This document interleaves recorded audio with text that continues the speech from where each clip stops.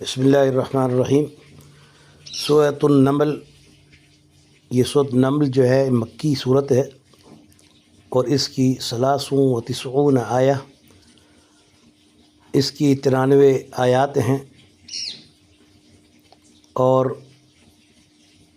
7 رکوعات اور اس کے 7 رکوع ہیں۔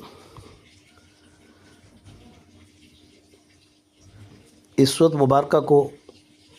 سورہ نمل کے نام سے اس لیے پکارا جاتا ہے یا سمجھا جاتا ہے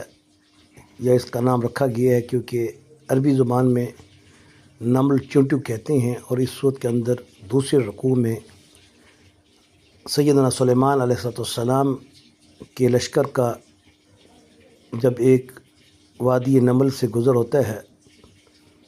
تو وہاں پر چیونٹیوں کی سردار قالت نملۃ یا ایھا النمل ادخلوا مساکنکم لا یحطمنکم سلیمان وجنودہ وہم لا یشعرون، اس آیت میں جو دوسرے رکوع میں ہے، حضرت سلیمان علیہ السلام کے اس لشکر کو دیکھ کر وہ چونٹی کی سردار چونٹیوں سے مخاطب ہو کے کہتی ہے کہ اے میری جماعت، تم اپنے ان وادیوں میں داخل ہو جاؤ، ان غاروں میں، کہیں تمہیں سلیمان علیہ السلام کا لشکر ڈھونڈ نہ ڈالے۔ اس لیے کیونکہ اس میں ایک ایسی مخلوق جو کہ کمزور ترین مخلوق کا ذکر قرآن میں ہے، تو اللہ تعالیٰ نے اس کا نام رسول اللہ صلی اللہ علیہ وسلم کی زبان اقدس سے سورہ نمل رکھا۔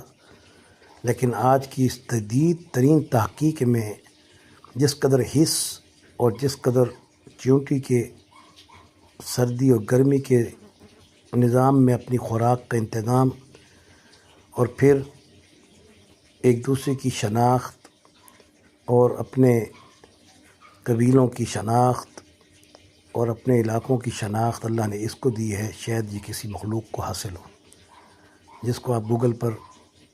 کہیں چیٹ GPT میں بھی چیک کر سکتے ہیں، مستند حوالوں کے ساتھ، ریفرنس ٹو کانٹیکٹس کے ساتھ آپ اس کا صحیح جو درست مطالعہ ہے وہ آپ دیکھ سکتے ہیں۔ یہ سورہ مکی زندگی میں نازل ہوئی اور گزشتہ سورت جو تھی سورۃ شعراء، اس کا اور اس کا آپس میں نزول کا زمانہ قریب قریب ہے، اور بہرحال یہ دونوں صورتیں مکی دور کے وسط میں، درمیان میں یا آخری حصے میں نازل ہوئی ہیں۔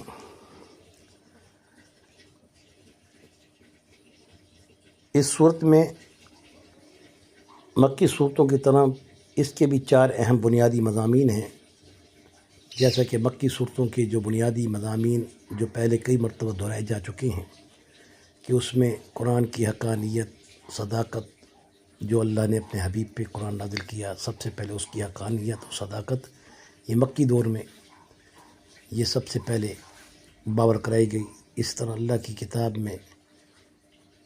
علم جو ہے، علم وحی،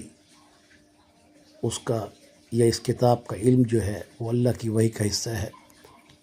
اور اس میں جیسے مکی صورتوں میں توحید کا ذکر ہے، اس صورت میں بھی ایسے ہی توحید کا ذکر ہے، دلائل توحید ہیں، مشرکین اور شرک کا رد ہے۔ جیسے مکی صورتوں میں رسالت کا ذکر ہے، اس میں بھی رسالت کا ذکر ہے، اور اس ضمن میں جو منکرین رسالت ہیں ان کے شکوک و شبہات ہیں، ان کے جو اعتراضات ہیں اور اشکالات ہیں اور شکوک ہیں، ان کے جوابات دیے گئے ہیں۔ جیسے مکی صورتوں میں قیامت کے دن کا ذکر ہے، کیونکہ یہ 4-5 چیزیں ایسی ہیں کہ جس پر ایمان لانا سب سے پہلے ضروری ہے، پھر اعمال کی بات کی جاتی ہے جو مدنی صورتوں میں ہے۔ تو قیامت کے قائم ہونے کا ذکر بھی اسی طرح اس کے اندر بھی موجود ہے۔ بہرحال یہ 4 بنیادی مضامین مکی صورتوں کا ایک محور ہیں، جس میں پہلے نمبر پر قرآن ہے، دوسرے نمبر پر اللہ رب العزت نے مشرکین کا رد کیا ہے، توحید کا اثبات کیا ہے، تیسرے نمبر پر رسالت کا ذکر ہے، منکرین رسالت کے جوابات ہیں، چوتھے نمبر پر اس میں قیامت کا ذکر ہے اور قیامت پر شک کرنے والوں کے خلاف دلائل ہیں۔ تو اس صورت نمل ہونے کی جو وجہ بھی بتائی گئی، جیسے صالح علیہ السلام کی اونٹنی کا ذکر ہے، اور اسی طرح اس صورت میں بھی سلیمان علیہ السلام کے ساتھ ایک چونٹی کا معاملہ پیش کیا گیا ہے، اور پھر اللہ کی قدرت کا ایک نمونہ ہے جس کو ذکر کیا گیا ہے، اور پھر آگے چل کر ملکہ سبا کا بھی ذکر اس صورت میں آتا ہے کہ جس کا تخت اٹھانے کے لیے لانے کے لیے آج سلیمان علیہ السلام پر جب وہ ایمان لانے کے لیے آ رہی تھی یا آپ کے پاس ملنے کے لیے آ رہی تھی،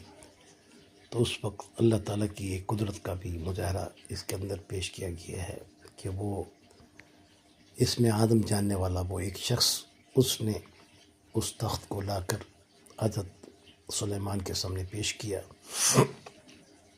جو کہ بڑے بڑے جنات میں جیسا کہ عفریت جن بہت بڑا جن تھا، عفریت عین فیر یہ تھے،